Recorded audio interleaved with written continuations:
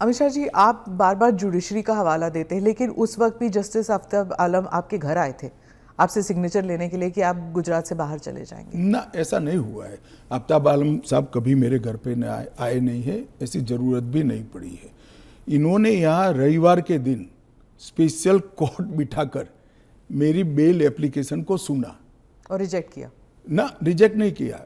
इन्होंने कहा कि मुझे लगता है कि अमित शाह गृह मंत्री रहे, वो साक्ष्य को प्रभावित कर। तो मेरी जो वकील थी, इन्होंने कहा कि आपको अगर ये भय है तो जब तक बेल एप्लीकेशन डिसाइड नहीं होता हमारे क्लाइंट गुजरात के बाहर रहेंगे। वो मैंने स्टेटमेंट किया है। 2 साल आप बाहर रहे? हाँ, 2 साल में बाहर रहा, निश्चित रूप से बाहर रहा, क्योंकि 2 साल भारत के इतिहास में कभी भी किसी की बेल एप्लीकेशन 2 साल नहीं चली है।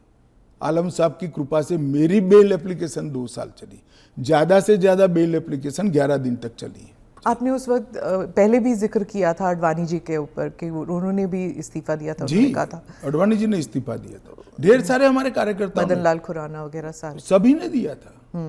कि जब तक अरे अभी हेमंत सोरेन जी ने दिया था। ये तो एक नया संस्कृति आया अभी विगत 2 साल पहले ऐसा केस ही नहीं था कोई।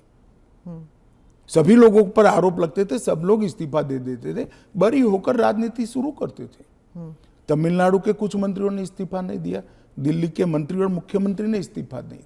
और अगर इस तरह से इस समाज जीवन का, नैतिकता का स्तर आप राजनीति का और समाज जीवन का नीचे ले जा रहे हैं, इससे हम सहमत नहीं हैं।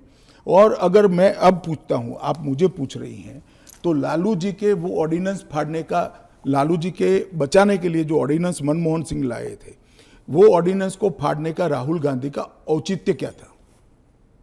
अगर उस दिन वो मोरालिटी थी तो आज नहीं है क्या? क्योंकि आप लगातार 3 चुनाव हार चुके हो। मोरालिटी के स्टैंडर्ड्स चुनाव के जय पराजय के साथ जुड़े नहीं है। मोरालिटी के स्टैंडर्ड्स सूर्य और चंद्र की तरह हमेशा अपनी जगह पे स्थिर रहने